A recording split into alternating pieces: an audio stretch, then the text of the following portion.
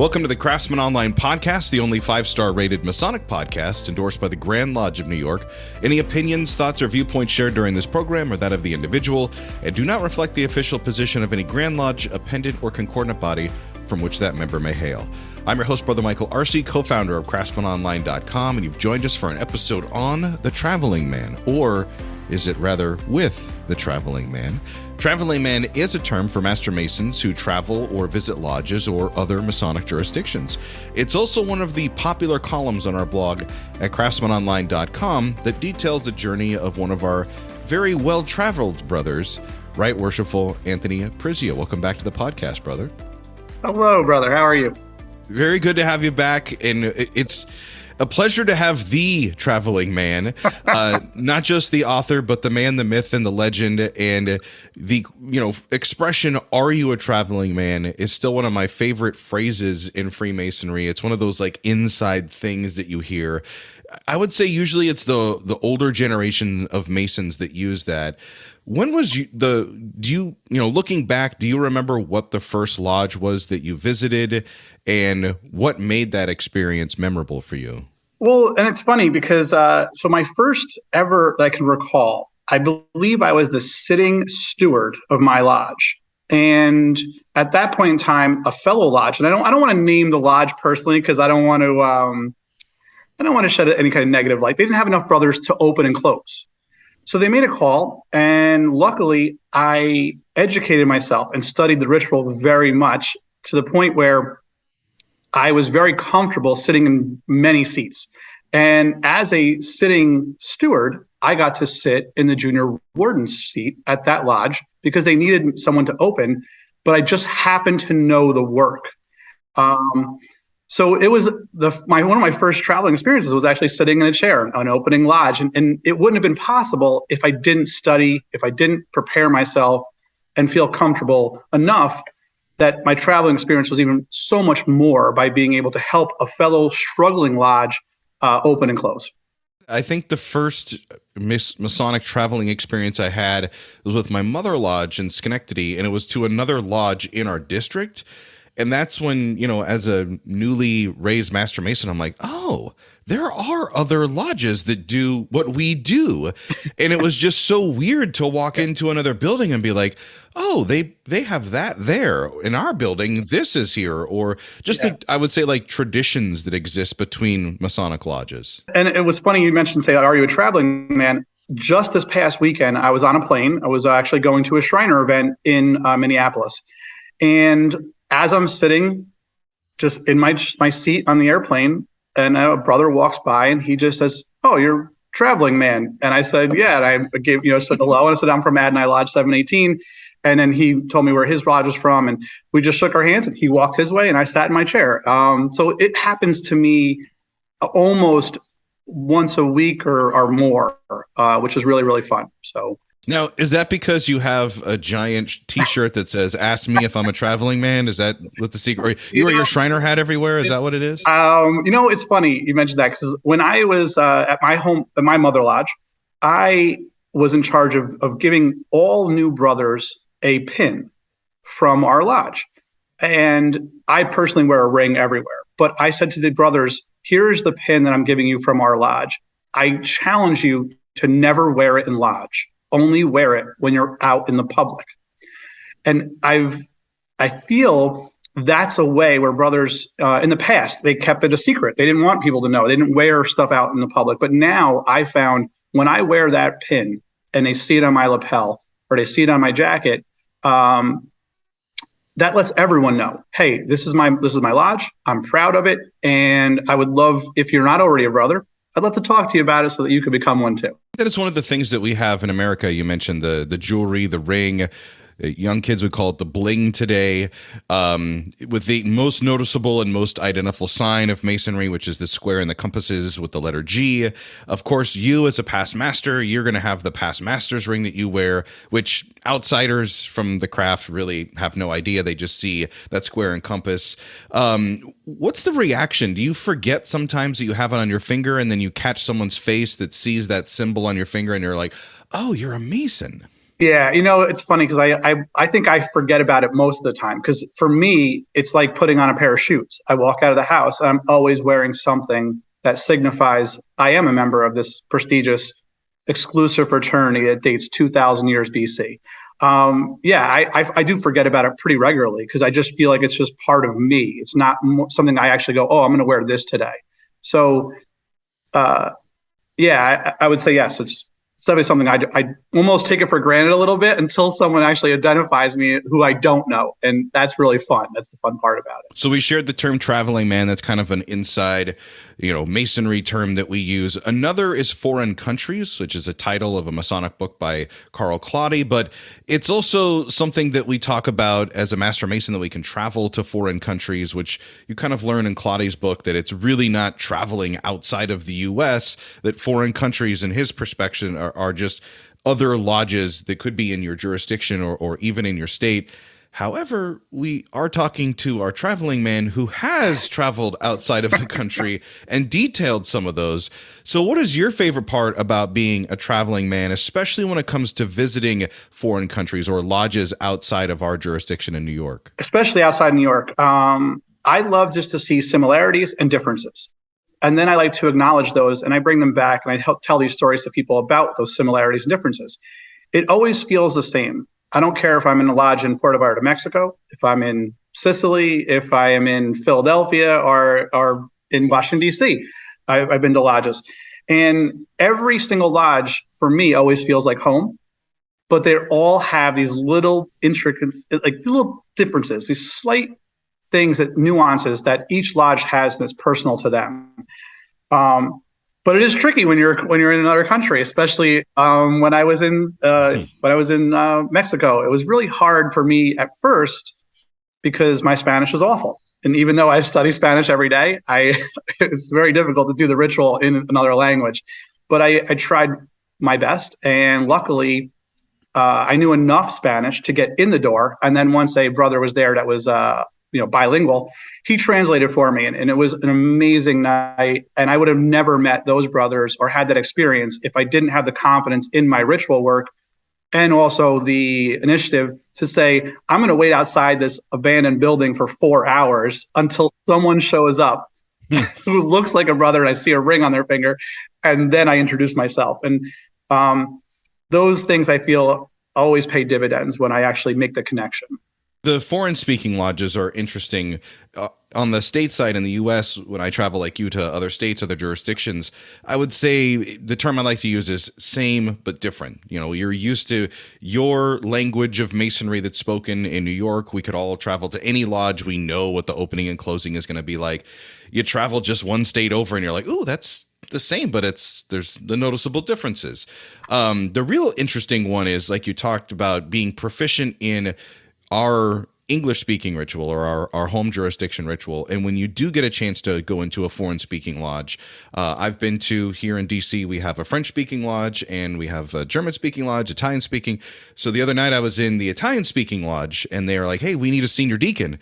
And I'm like, I'd love to help, but you do emulate. I don't know your ritual. I couldn't even follow along with it because it's performed differently than what I'm used to. And they're like, Brother Arce, you have one line. All you have to do is say "see," and I'm like, I can handle that. I can handle that, and I know how to open and close the Bible. I can handle all of these things. So I think that's another thing that you speak to, which I hope other brothers embrace, is that it's important to have a good, firm knowledge or basic understanding of ritual so that you can participate if you travel outside. Yeah, and I think what it does too is because our fraternity is so rooted in the history of just being able to verbally prove we are who we say we are, rather than some organizations, like, again, nothing against any other organization, but some organizations, you just walk in and if you have a dues card from an organization, you just show it to them and all of a sudden you're in the building and you're having a beer with one of the guys. Our lodge still, our fraternity, we still have to prove verbally. And many jurisdictions, it's all mouth to ear. Just living in Pennsylvania, it's mouth to ear, and it's only a few hours from me. And it's fun when I go to some of those lodges, and I've been to lodges in Pittsburgh, where I get to show them our ritual book a little bit, and we go back and we look and see like, oh, that chair doesn't even exist here in Southern jurisdiction, and oh, this is something that's really interesting to me that you guys do. This is so much different, but it's still the same. Mm-hmm. And that's what it is. It's every lodge like a snowflake. It's a little bit different, but I want to meet everyone, and I want to see every lodge for myself, and it's a lot of fun. What's also cool is it traveling to other jurisdictions. Well, our story of building King Solomon's Temple, which kind of ends in the third degree with the Hiramic legend. Each degree has its own story inside of it. And one of the cool things is, having now relocated and lived in DC and embracing the Grand Lodge of DC ritual, is there are parts of New York ritual that don't talk about certain things, and you get secrets that you wouldn't have gotten. And you're like, oh, and there's that cool exchange like, oh, in New York, we've learned this. Oh, we don't have that. Here in DC, we have this. Oh, cool. We don't have that. So you do get that back and forth. You did bring up something kind of cool when you talk about membership and benefits. So we all have dues we have to pay. We've talked about a lot on this podcast that just wanting to be a Mason is great. There's the process of actually going through and joining and becoming a full-fledged Master Mason. But traveling would be one of the few benefits that we have that's easy to talk about with others outside of the craft. Why do you feel that not enough brothers really engage or take advantage of that benefit? I think some portion of that is hesitancy in their own confidence level. And that's one of the big things when I train a new brother coming into lodge, and I've trained, I don't know, I lost track of how many brothers I've helped with learning the history of our fraternity. The more you do, the more work you put in, the more you're going to get out of it. And I found it's just the hesitancy in their own comfort in that, because they're afraid. And it's always that first time. Once they go to the first lodge, well, then they're hooked. They go to another lodge, now they're hooked even more. So it's that first, getting them to travel that first step out of their comfort zone, knowing that, or having the comfort that every brother in that room is not there to keep them out. They're there to help them get in. And that little bit of confidence, that little bit of stepping out of your own, shadow a little bit, I think once they do it for the first time, it's easy, but the first step is always the hardest. And I feel like that's the hurdle I've always had with new brothers, and the reason why I love to travel with new brothers. And then I take them under my arm and say, listen, it's not going to be that hard. Come with me and I'll show you how to do it. And then once they realize they get access to meeting people that they never would in every walk of life. I was at a meeting there not long ago, and they kept referring to this gentleman, brother of ours, as the Colonel. And I said, just out of curiosity, do you like chicken? Why are they calling you the Colonel? And he goes, no, I'm actually an active colonel in the military right now. I'm like, get out of here. So I would have never met this gentleman ever in my normal life. Everyday life. And it was so much fun getting to know him and learn a little bit about it with him, and, thank him for his service. And that's the kind of thing I think is just so rewarding and so important for our brothers in our fraternity to enjoy and to participate in. Oh, yeah. The networking aspect is huge. Also, once you start to get into lodge leadership, if that's a path you decide to take, you get a pretty good level of like what's working, what's not working, ideas from other lodges. You get to make those important connections with other brothers. So when you have a degree and you need help or just people to be there to make it special, you've got this network of people you can reach out to and tap into. So that's one of the hidden benefits, besides the meals and the desserts and the other social functions, let's say, that come with getting to be a traveling man. As we've caught up with ours from the craftsmenonline.com blog, Right Worshipful Anthony Prizzia, the traveling man. Before we get into talking about some of your travels, I'd like to kind of have our own little version of know before you go. Before you're packing your bag for travel, what are some checklist items that you have before going to another lodge or traveling to another jurisdiction? Well, number one for us in New York, because we have a dues card, I always make sure I have my dues card on me all the time. One, it just shows that you're a paid dues member. You're not a clandestine Mason. You're valid. That helps the first step. The second one is know where you're going to go way ahead of time. And if you can reach out early, I always will send an email to the secretary or the grand secretary, but if they don't have a contact information on a website, and say, hey, I'm interested. I'm in Pittsburgh this week. I would like to go to one of these 3 lodges. Which one can you give me a contact number with? So like I'm always planning way, way ahead of time and then get those options. And then I always say, you never know with dress code. So you always want to make sure you have a tie just in case. You have a jacket just in case. Now, some lodges, I'm way overdressed. So when I went to Puerto Vallarta in Mexico, they're all in, khakis and a short sleeve shirt with a little button down short sleeve shirt, and I'm showing up in a full suit because I did not know the rules. I've learned a little since then, so I always make sure be properly dressed. And then the last thing I would say on your checklist should always be is it doesn't hurt to brush up on your personal ritual, because some point in time you're going to be questioned, you're going to be asked. So those are the things I would say is your most important things, to just feel comfortable, be ready to go, and then you already have a little bit of connection, and hopefully you can contact the secretary and maybe even ask some questions before you go.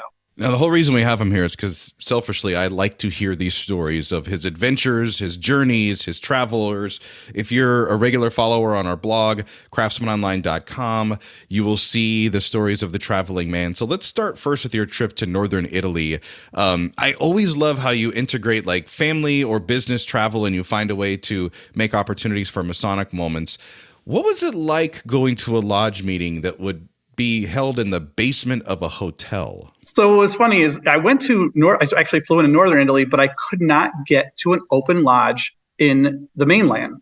I actually didn't get into a real lodge until I was in Sicily.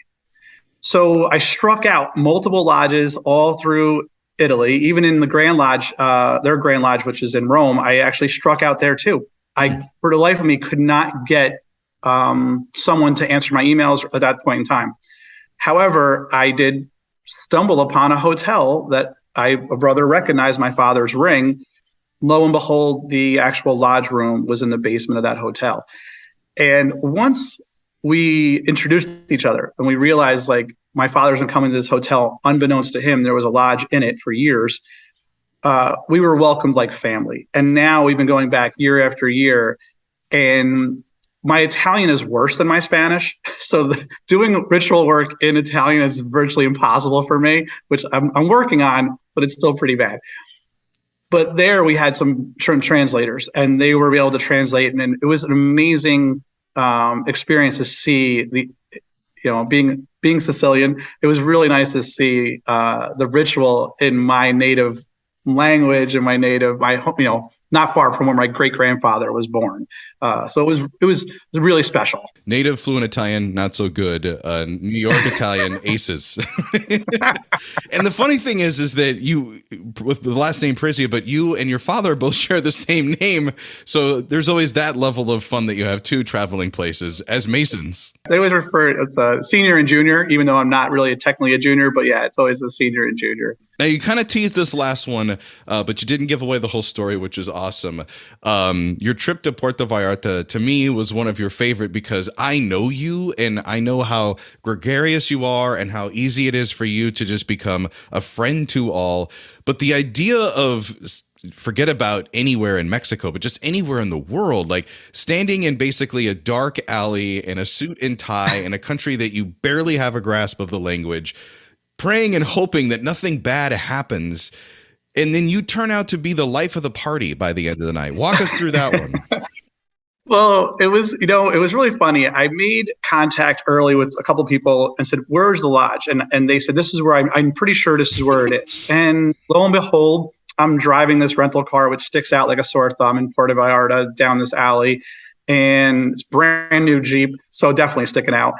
And it's like around 7:00 at night, and I try to get into this lodge, and I'm in a full suit, and the tiniest little emblem, tiniest little square and compass is on this little door, and it looks like a burned out building almost. Like you would never know behind this burned out building was this amazing, beautiful lodge room. And I waited and waited and waited until I finally saw a gentleman, and I looked over and I'm like, he's got to be a brother. And, we're like Cheerios and milk. If you put two of us somewhere close to each other, we're going to eventually connect. And then sure enough, I said to him, and he didn't really understand a lot of English, but I knew just enough Spanish to introduce myself, be polite, and then say I was a brother of the fraternity. And he goes, oh yeah, lodge starts in about an hour. Meanwhile, I was already there for like 2.5, 3 hours waiting for him. So people don't even start arriving until about like 9:30, 10 o'clock at night there. And we actually went in. They asked me if I wanted to sit in the chair of my office. I said, no, thank you. I declined, but I appreciated that. It was very nice of them.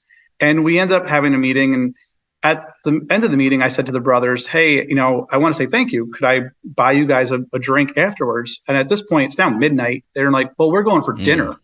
So I'm like, well, hey, I could eat. Let's go. So we go to dinner, and they would not let me put my hand in my pocket. They thanked me for being there. It was one of the most fun nights out, getting back to my hotel room 2 a.m. After a lodge meeting. It definitely it was a highlight of my Puerto Vallarta visit. And it was a lot of fun being with the brothers. And it is to this day one of my most memorable events as a Mason. That's awesome. And the cool part is like the other story, don't have to really know the language, because it's almost like we have our own, and the fraternity, the brotherhood that exists. This other story, this one's a little bit closer to home, especially if you're in New York, and you had talked about getting to travel to the Met. And to me, this was kind of a neat story, because we talk about traveling to lodges and the interactions that happen there, but when we speak to the brotherhood, seeing another Mason and having the opportunity to provide a once-in-a-lifetime experience to them, that's something that you've also benefited from. I was at the opera for the first time, and as we were sitting down and the show is starting, I look to my right and I see an older gentleman with a Masonic ring on his hand, and a woman next to him, which I assumed was his wife, and it was. I didn't really pay much attention, but I knew during the intermission, she was, a little bit slow moving from, and it was very difficult. That it doesn't really lend itself for someone of older age. There's not a lot of places where you can hold on. It's dark. There's a lot of steps involved. And I knew she was having a little bit of struggle. So I knew at the end of the show, it was a very sharp set of steps going down to the street. And I just waited for her because I knew I saw her. I said, all right, I'm going to hold her arm and ask her if she wants some help getting down the steps. And she took my arm and I walked her down the steps. And unbeknownst to me at that point in time, I didn't realize her son, who is much younger, was sitting behind us. And he looks over at his mother and goes, Mom, are you picking guys up at the opera again? And I just turned back and I said, no. I realized, your father is a brother of my fraternity. I just wanted to make sure that she got down the steps all right. And he said, thank you so much. I shook his hand and they went on their way and I went on mine, which I think is just, again, something we just do. We just try to make sure we look out for each other. But to your point, most of the fun things that I've heard happen to brothers have not really happened to me. They've happened to brothers who came to me and tell me stories from hearing some of my stories. And even something as simple as we have a brother who was very young, got his first job was driving a truck. And he was down in some pretty rough parts of New York City. And his boss told him, listen, you have hundreds of thousands of dollars of medical supplies in your truck. You have to be very careful. Where you're going, trucks get robbed all the time. People are, it's a rough neighborhood. And he goes, this is the contact person of the building you're going to park at. You have to call them. So when he did, the gentleman who he called met him outside by his truck and saw his Masonic ring. And he goes, hold on, your brother? And he said, yeah. He goes, give me 2 seconds. He made a phone call, and there were 3 guys that came and sat next to his truck. One guy followed him into where he was going, and 2 guys guarded his truck for him, literally just because they saw his ring. So that's the really cool thing I love about how brothers really go way above and beyond to make sure that we're treating everybody like family, and we're making sure there's someone always watching out for you, which is not why we got into the fraternity, but it's a benefit that's because the fraternity is so special. The 2 things you talked about that really ring true for that is we've all heard the stories coming into the craft of brothers that identify each other and how there's that instant connection in public. I remember when I first was becoming a Mason, a brother that I looked to as a mentor was like, oh yeah, I was working at an ice cream stand in the summertime and a guy came up and said, are you a friend of Hiram? And offered a handshake, and I'm like, how did you know he was a Mason? And the secret handshakes that you have and the passwords and all of that. Where it could just be as simple as, similar to a story you shared. I was getting on a flight from Vegas to Chicago, and there was a brother that had a past master's emblem on a necklace that he was wearing, and I just reached across the aisle and gave him a handshake and said, have a safe flight, brother. And he said, you too, and went back to my seat. And my wife was like, did you know that man? And I said, no, well, not really, but we're both Masons. How did you know he was a Mason? Yep. Because I saw what he was wearing as a necklace. And she was like, oh, and Mike, plus the way that he took my hand, I knew for sure, without a doubt, he was a Mason. She said, but I didn't see anything. And I'm like, that's the whole point. Another cool story would be we were down in Louisiana visiting and went to the Myrtles plantation, one of the most haunted plantations in the South, and all the tours were booked up for that day. And it was a group of us Masons that were traveling down there from Schenectady. And one of the guides who was working that day recognized a past master's ring on another brother and said, are you Masons? Yes, we're Masons from New York visiting. And he's like, we're all sold out, but I'm going to give you guys a private tour. And when those things happen, again, like you said, we're not looking for that, but it's cool when it does. You know that we are looking out for each other, which is a pretty special thing. It's a lot of fun, and even when I go to Grand Lodges, like now I used to have a book and I would highlight where lodges I was going to. Now I've upgraded them. Now I'm doing on Google Maps, so I save all the lodges on Google Maps that I've been to, and I love walking into a lodge or a Grand Lodge where there's one person in the building, and they're like, oh, what are you doing here? I'm like, oh, I just stopped by to say hi, and I was just wondering if I just take a peek. And they're like, oh, you've never been here before? No problem. Come right in. Let me give you a tour. And that's just a lot of fun. And I've seen, I've lost track now how many lodges I've been in. It's like, it's too many to really keep track of. A lot of the stories that I know you for are the individual Anthony Travels stories, but you're also a member, as previously on a previous episode of the podcast, we've determined a member of everything that you can be a member of in Freemasonry. Anthony Prizzia is there. What is it like when you travel with your groups or with the Masonic group? Is there one experience that comes to mind? Let's see. This past May, I was in Mexico City with a bunch of Shriners. And we were raising money for the Shriners hospitals there. And it was just amazing to be part of a group that was going there to raise money and donate to their hospital directly. Unbeknownst to me, I had no idea how busy that hospital was.